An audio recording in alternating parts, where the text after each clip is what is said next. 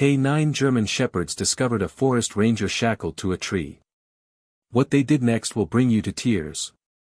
A skilled unit of K9 German Shepherds was conducting a routine drill in the frosty mountains when the unthinkable occurred. Their handler, distracted for just a second, lost sight of them. Guided purely by instinct and devotion, the dogs veered into the dense woods.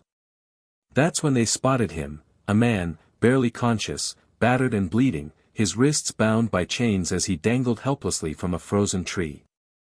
It was a forest ranger, abandoned to die in the wilderness. Yet instead of fleeing or barking mindlessly, the canines did something no one anticipated. What followed was a sequence of actions so precise, so touching, and so remarkably human that it moved seasoned officers to tears. This isn't just a tale of survival, it's a profound lesson about trust, bravery, and how sometimes those we believe need saving are the ones who end up rescuing us. Before we begin, make sure to subscribe to the channel, like this video, and enable notifications. That's how we keep sharing these unforgettable stories of loyalty, resilience, and the unbreakable bond between humans and dogs. The snow had been falling for hours, burying the trails of Bitter Creek National Reserve beneath a shimmering white blanket. Few dared to venture into this part of Wyoming in the dead of winter, except rangers like Thomas Grady. At 42, Thomas had dedicated 20 years of his life to safeguarding the land, the wildlife, and the people who passed through it. But today, he wasn't on patrol. He wasn't tracking poachers or aiding lost hikers. He was shackled to a tree. His breaths came in short, icy bursts. Blood dripped from a gash on his temple, trailing down his frostbitten cheek. Heavy chains coiled around his chest and arms, binding him to the gnarled pine as if he were part of it. His wrists, tied behind him, were already raw, the skin split from struggling. His uniform was torn, soaked in a mix of blood and melted snow. He could no longer feel his fingers and could barely cling to consciousness. It had been 2 days since he'd been ambushed. He remembered the voices, angry, muffled beneath ski masks. They wanted access to the reserve, land for illegal hunting, logging, and whatever else money could buy in the shadows. Thomas refused, so they made an example of him, leaving him in the woods to freeze, to vanish without a trace. But something was coming. At first, it was just a whisper in the wind, then soft thuds crunching through the snow. Thomas pried open his swollen eyes. Was it another hallucination? The cold had been playing tricks on him for hours. He squinted, trying to separate the dream from reality. Then he saw them, 5 dark shapes against the snow, moving low and steady. Panic surged in his chest. Wolves. His mind flashed to survival training: stay still. Don't show fear. But as the figures drew closer, he realized these weren't wild predators. They were K9 German Shepherds. Their coats were thick, dusted with snow, their eyes sharp and golden. Each moved with purpose, not like strays, but like soldiers on a mission. The largest of them stepped forward, sniffing the air. He locked eyes with Thomas. Then something incredible happened. The dog didn't bark. Didn't growl. He sat right in front of Thomas, ears perked, chest out like a sentinel. Another approached, sniffing the base of the tree. A third circled the area while the others fanned out in a tactical pattern.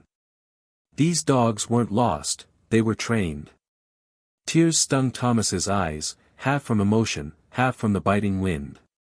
He couldn't speak, but he managed a whisper: "Good boys." The alpha shepherd, the one with a scar over his left eye, sniffed at the chain and let out a single, sharp bark. It echoed through the trees. Thomas didn't know if anyone would hear, but the dogs did. They sprang into action. One dug at the snow around the chain, exposing the padlock. Another leaped up, barking toward the sky, alerting someone. It was as if they knew exactly what to do. Minutes dragged like hours. Thomas drifted in and out of consciousness, but just before darkness took him again, he heard it: distant voices, footsteps rushing through the woods, and then a human shout: "Over here. I see him." Through the blur of snow and pain, Thomas lifted his head. A police officer, flanked by handlers, emerged from the trees. The dogs had done it, they'd brought help. But as his vision faded, Thomas caught one last glimpse, the alpha canine standing a few feet away, staring at him. Not with curiosity, not with confusion, but with understanding. Then everything went black. Thomas awoke to the sterile scent of antiseptic and the steady beep of a heart monitor. His body ached as if every bone had been shattered. Blinking against the harsh fluorescent light of the ranger station's infirmary, he realized he was warm, too warm after days in the freezing wilderness. A nurse appeared beside him. "You're safe now," she said gently. "You're lucky they found you in time." Thomas tried to speak, but his voice was a rasp. "The dogs, where are they?"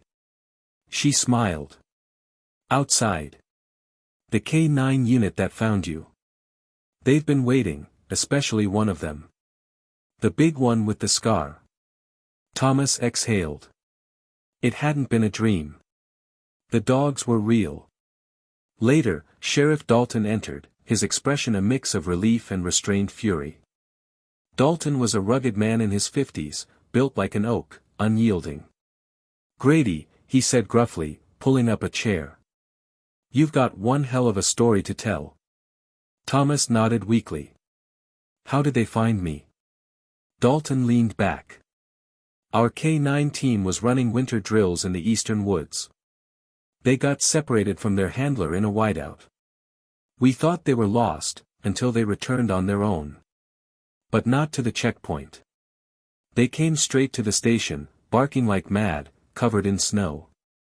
Handler Rachel Vance knew something was wrong. She followed them, they led her right to you." Thomas closed his eyes, chest tight. "They saved my life." Dalton nodded. "Yeah. But here's the strange part." He pulled out a folder, inside, a map with handwritten notes. "You were chained in a sector that hasn't been patrolled in 5 years. No trails, no campsites. Whoever did this knew exactly where to dump a body." Thomas clenched his jaw. "Illegal ops. They wanted me silenced." "They almost succeeded," Dalton muttered. "But there's more." He opened the door, and in walked a massive German shepherd, calm, steady, his scarred gaze piercing. He stopped in the doorway, ears forward, then strode to Thomas's bed and rested his head on the mattress. "Meet Valor," Dalton said. 8 years old. Decorated military K9. Retired after his handler was killed overseas. Since then, he hasn't bonded with anyone, until you. Thomas reached out, fingers trembling, and touched Valor's neck. The dog leaned into the touch, as if it were the only comfort he'd ever known. Rachel Vance, the handler, entered next. In her early 30s, with deep brown eyes and snow-blonde hair in a tight braid, she studied Valor in awe. "He's never acted like this before, not since he lost his partner. It's like something in him shifted when he found you." Thomas looked between her and the dog, heart heavy. "He wasn't just rescuing me. He understood what I felt." Rachel nodded. "He stayed by your side the whole time. Wouldn't leave until we loaded you onto the sled. Even then, he kept looking back, like he didn't trust us with you." Thomas met Valor's gaze. "You saved me. You chose me." But the moment shattered as the door burst open. A deputy, pale-faced, rushed in. "Sheriff, we've got a problem. Fresh tire tracks near Sector 12. Chains cut. Someone was out there last night." Dalton's expression hardened. "They came back." Thomas sat up, pain flaring. "They think I'm still out there. They're tying loose ends." The room fell silent. Valor stood, ears sharp, tail rigid. Something was coming. The ranger station had never felt so silent. Outside, snow continued falling in soft waves, draping the trees in fresh white. But inside, tension hung thick in the air. Deputies murmured behind closed doors, and Sheriff Dalton hadn't left the comms room since the discovery of the fresh tire tracks. Whoever had returned wasn't finished. Thomas sat on a wooden bench near the window, wrapped in a thermal blanket. His hands were still bandaged, his jaw and ribs mottled with deep bruises, but his mind was sharp. He couldn't shake the feeling that the forest was holding its breath. Valor lay at his feet like a guardian, not asleep, never asleep, but breathing slow and steady. The scar over his eye made him look fierce to strangers, but to Thomas, it spoke of endurance. Rachel Vance entered quietly, holding a steaming mug of coffee. "Still refusing painkillers?" she asked, raising an eyebrow. "They fog my head," Thomas muttered, accepting the cup. "Can't afford that now." She sat beside him, voice low. "Feds are coming. This goes beyond poaching, too organized, too clean. Someone had maps, gear, and the guts to leave a man to die." Thomas glanced at Valor. "And they made one mistake." Rachel frowned. "What?" "Him." Thomas nodded at the dog. "He wasn't supposed to be there." "None of them were. But they found me." "They weren't lost," Rachel realized. "No," Thomas said. "They were sent." Rachel's eyes widened. "By who?" Thomas didn't answer. He just looked at Valor, the dog who hadn't left his side, who waited for his permission before obeying even Rachel's commands. "He reminds me of the ranger I used to be," Thomas said softly. "Loyal. Relentless. Always watching." Rachel hesitated. "Do you think he could work with you?" Thomas blinked. "He's retired. Too much trauma," they said. "But he's never connected with anyone like this," Rachel pressed. "If you wanted him, you'd both need training, but I think he's already chosen." Thomas didn't answer right away.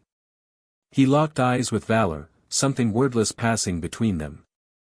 Then, quietly, "If he'll have me, I won't let him go." A sudden bark shattered the stillness, sharp, controlled. Valor was on his feet, muscles tense, ears pinned back. Rachel jumped up. "What is it, boy?" Another bark, louder, urgent.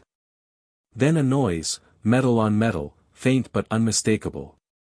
The garage door. Thomas grabbed the radio. "We've got."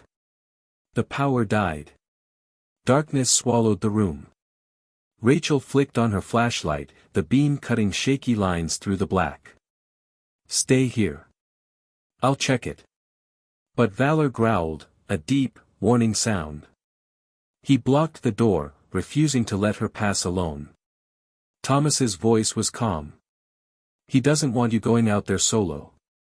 Outside, a shadow flickered past the window, too fast to make out. Then glass shattered at the far end of the station. Rachel keyed her radio.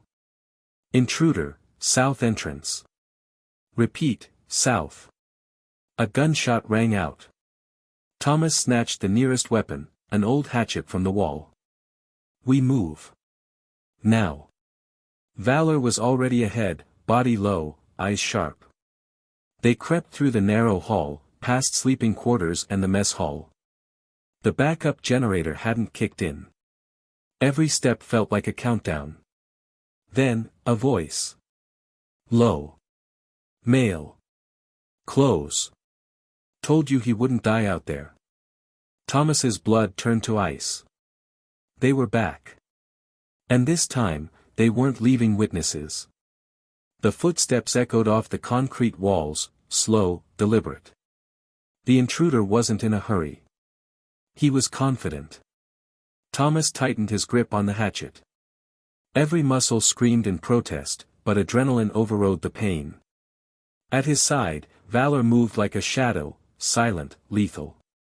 Rachel brought up the rear, flashlight beam darting ahead, sidearm drawn. They cleared the supply room, empty.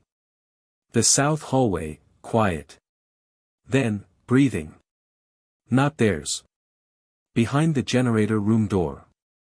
Thomas raised a hand. Stop. Valor's ears twitched.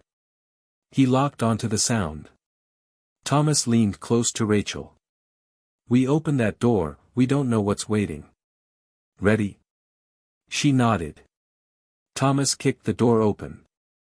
Nothing. The generator room was empty, or seemed to be. Rachel's flashlight swept over tools, a broken chair, an overturned oil can. Then, a glint of steel. Down! Rachel yelled as a man lunged from behind the generator, swinging a crowbar.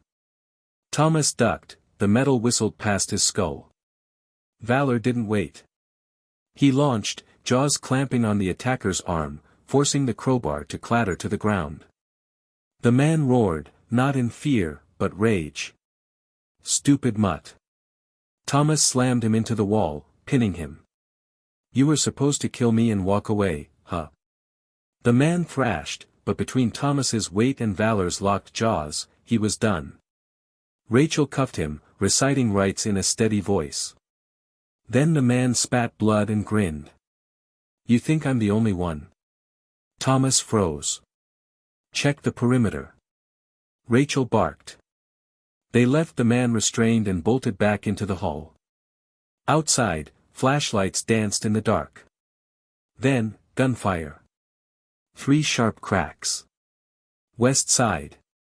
A deputy's voice crackled over the radio, they're breaching the vehicle garage. Thomas turned to Rachel. They're not here for me anymore. They're erasing evidence. Valor barked, once, sharp, then sprinted toward the main entrance. Thomas followed without hesitation. Through the side window, he saw 2 masked figures breaking into the garage. One had already hotwired a snowmobile, engine growling. They're running for the North Ridge, Rachel said. If they hit those woods, they're gone. Thomas looked at Valor. Can you stop them? As if answering, Valor tore through the emergency exit, a black streak vanishing into the snowy night. Thomas and Rachel raced after him. The wind howled, snow biting their faces. Near the garage, headlights flared, one intruder revving the snowmobile, ready to flee. Valor struck like a bullet, slamming into the man's chest mid-mount. The attacker flew backward into a snowdrift with a scream. The second figure raised a gun, but Thomas was faster. He hurled the hatchet. The handle cracked against the man's wrist, sending the weapon spinning into the dark. Rachel tackled him seconds later. It was over in moments. Deputies swarmed in, cuffing the intruders, securing the scene. Thomas stood in the snow, chest heaving, clothes soaked. Then he saw Valor, limping toward him, a bullet graze above his leg, but head high. Thomas dropped to his knees and opened his arms.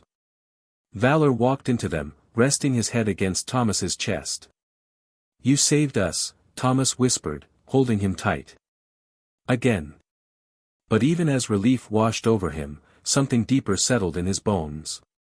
This wasn't just about survival anymore. It was about purpose. The ranger station was secure again, but the air had changed. Deputies spoke in hushed tones. The prisoners were locked up. Valor's wound was treated, a clean graze, bandaged, but enough to earn him rest. Thomas sat beside him on the medical bay floor, hand resting on the dog's chest. Valor's breathing was steady, but his eyes stayed fixed on the door, waiting. Rachel entered, holding a thick file. They're not talking, she said. No names, no prints, no ID. Thomas frowned. That's impossible. They knew the terrain, our patrols, even the generator's location. Rachel handed him a smaller folder. That's why I pulled this. Look at the date. Thomas opened it. 4 weeks ago, a civilian contractor had been granted access to Sector 9 for wildlife camera maintenance. The problem? Thomas had never approved it. The signature was forged. He looked up. Someone inside did this. Rachel nodded. Someone with clearance. That night, Thomas stepped outside for air. Snow fell lightly, the world deceptively calm. Valor limped beside him, nose twitching, scanning the tree line. Then he saw him, Sheriff Dalton, standing alone near the north perimeter, facing the woods. Thomas paused. Odd. Dalton turned, forcing a smile. Couldn't sleep either. Something like that, Thomas said, eyes narrowing. Dalton gestured to the trees. Funny, isn't it? After all these years, the biggest threat was never the animals. Thomas didn't answer. Dalton sighed, stepping closer. They just wanted a deal. I didn't know they'd chain you up. That wasn't part of it. Thomas went very still. You, he whispered. Dalton's face twisted, not with guilt, but exhaustion. You kept blocking permits, digging into reports. They offered money to look the other way. That's all it was supposed to be. You left me to die, Thomas said. Dalton nodded. Didn't think you'd survive. No one could've. Then he glanced at Valor. But I didn't count on him. Valor let out a low growl. Dalton took a step back. Walk away, Grady. I'll make sure no more trouble comes to you. You and the dog get medals, retire early, no one ever knows. Thomas shook his head. You think I'll stay quiet? Dalton's hand drifted toward his belt, slow, too slow. Valor lunged before he could draw. The sheriff hit the ground, pinned under 100 pounds of muscle and fury. This time, Thomas didn't call him off. He stepped forward, looking Dalton in the eye. You betrayed your oath. You betrayed me. By the time Rachel and the deputies arrived, the truth was unraveling.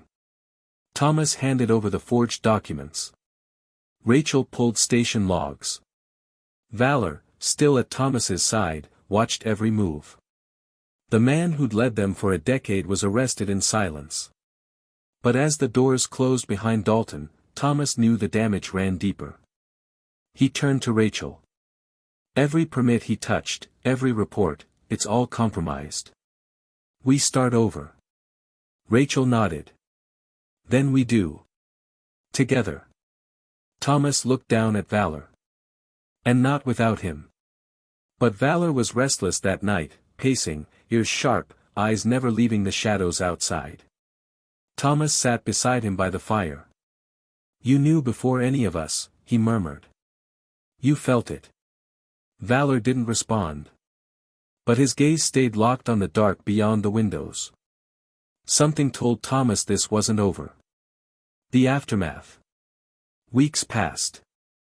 The forest thawed into spring. A new unit was formed, clean, vetted, built from the ashes of Betrayal. Thomas was named lead of the Echo K9 task force. Rachel became chief of operations. And Valor? He returned to the field, older, slower, but unbroken. Every patrol, he walked beside Thomas. Every life they saved knew, if danger came again, loyalty would be waiting, with sharp eyes and a heart that never quit. Spring had fully embraced Bitter Creek National Reserve, painting the once frozen woods in vibrant greens and wildflowers. The ranger station buzzed with renewed energy, deputies laughed louder, trainees moved with purpose, and the newly formed Echo K9 unit had become the pride of the force. Thomas Grady stood at the edge of the patrol yard, watching as Valor trotted alongside a young Belgian Malinois named Rook, the newest addition to their team. The scar over Valor's eye caught the sunlight, a badge of his own resilience. Rachel Vance approached, tossing Thomas a fresh apple. He's teaching Rook the ropes better than any of us could, she remarked, nodding toward the dogs. Thomas took a bite, smiling as Valor nudged Rook toward a scent training dummy. He's got patience I never did. Rachel's expression turned serious. We got a report this morning. Logging truck spotted near the old Sector 9 cabin, the one Dalton's crew used. Thomas stiffened. Same group. Unconfirmed. But they're bold if they're back. She hesitated. You think they'd risk it after everything? Before Thomas could answer, Valor let out a sharp, warning bark, not at Rook, but at the tree line. His ears pinned back, body rigid. Thomas's instincts flared. Someone's out there. The hidden trail. They moved in silence, Thomas and Valor leading, Rachel and Rook flanking behind. The woods here were thick, the ground uneven with tangled roots.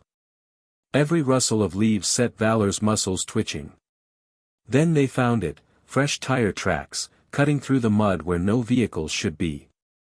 Rachel radioed for backup. No plates, but the tread matches the trucks from last winter. Thomas knelt, brushing his fingers over the disturbed earth. They're not just logging. They're searching for something. Valor sniffed at a broken branch, then suddenly bolted into the undergrowth. Valor, wait. Thomas sprinted after him, crashing through brush until he skidded to a halt. There, half buried under rotting leaves, was a metal crate, the kind used for military supply drops. The lock was rusted, but the edges were scratched raw, as if someone had tried prying it open recently.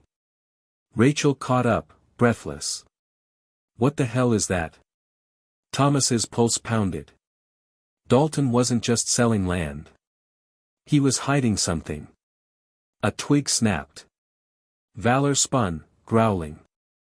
From the shadows, a voice rasped, "You should have left it buried, Ranger." A shot rang out. The bullet grazed Thomas's arm, but Valor was already moving, launching at the shooter with a snarl. The man, dressed in tactical gear, staggered back, but two more figures emerged from the trees. Rachel fired a warning shot into the air. Federal land. Drop your weapons. The men hesitated, then fled. Valor didn't chase. He returned to Thomas's side, licking the blood from his sleeve. Rachel cursed, examining the crate. This isn't just poaching. This is stashed gear. Ammo, radios, and this. She held up a folded map, marked with red X's along the reserve's borders. Thomas's blood ran cold. They weren't just hunting animals. They were running a border route. Back at the station, federal agents swarmed the crate's contents.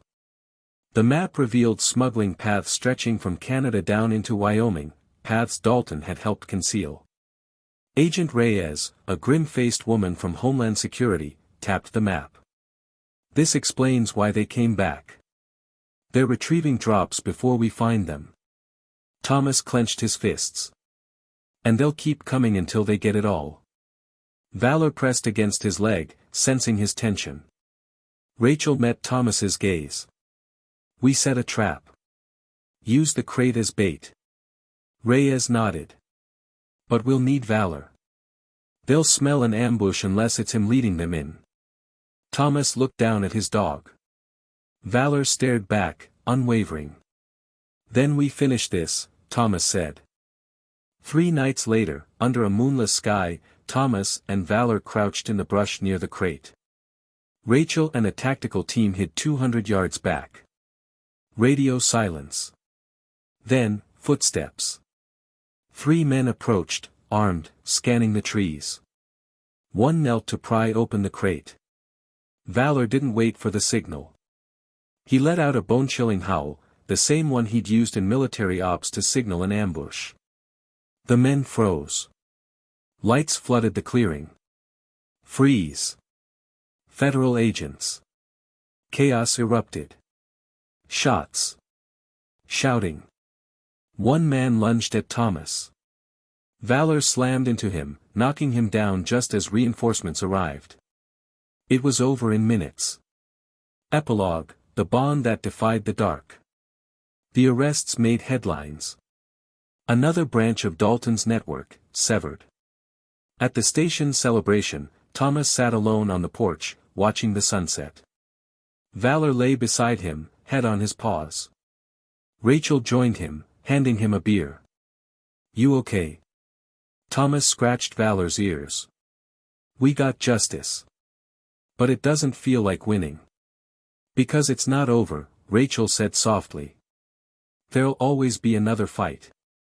Valor lifted his head, licking Thomas's hand.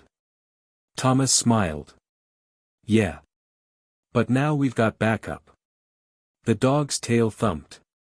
And in the quiet of the wilderness, that was enough. The years passed, but the legend of the chained ranger and the K9 who refused to let him die only grew. Visitors to Bitter Creek would hear the tale around campfires, of betrayal, of courage, and of the unbreakable bond between a man and a dog who saved each other in ways no one expected. Thomas Grady never did take that desk job. Instead, he and Valor trained a new generation of K9 units, their methods unorthodox but undeniably effective. They taught handlers to listen, not just to commands, but to the quiet language of loyalty that dogs spoke in glances, nudges, and the steady press of a head against a trembling hand. Rook, the young Malinois, became Valor's shadow, learning to track with the same relentless precision. Rachel joked that Valor had finally met his match in a student as stubborn as he was. On the day Thomas officially retired, the entire station gathered in the yard. The sheriff handed him a weathered leather badge holder, the same one Dalton had once worn. "It's been cleaned up," the sheriff said. "Time it belonged to someone who earned it." Thomas turned it over in his hands, then knelt to clip it onto Valor's vest. The dog puffed out his chest, tail wagging slowly, as if he understood. "Nah," Thomas said, ruffling Valor's fur. "This'll always be yours." That evening, as the sun dipped below the pines, Thomas sat on his cabin porch, a cup of coffee cooling beside him. Valor, now gray-muzzled but still bright-eyed, leaned against his leg. In the distance, the voices of deputies and the barks of their K9 partners carried on the wind, a new era, but the same wild, untamed land to protect. Thomas scratched behind Valor's ears. "We did good, partner." Valor huffed, as if to say, "Of course we did." And somewhere beyond the trees, a new adventure waited. If this story reminded you of anything, let it be this: the world is full of darkness, but so too is it full of valor. Sometimes, that valor has 4 paws, a wagging tail, and a heart bigger than the mountains. Thank you for believing in their journey. Now go hug your dog, or be the kind of human worth wagging for.